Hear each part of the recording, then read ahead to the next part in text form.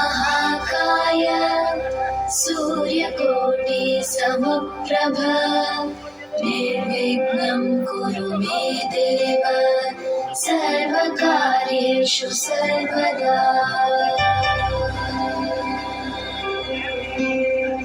वक्रतुण्ड महाकाय सूर्यकोटि समप्रभ निर्विघ्नं कुरु मे देव सर्वकार्येषु सर्वदा।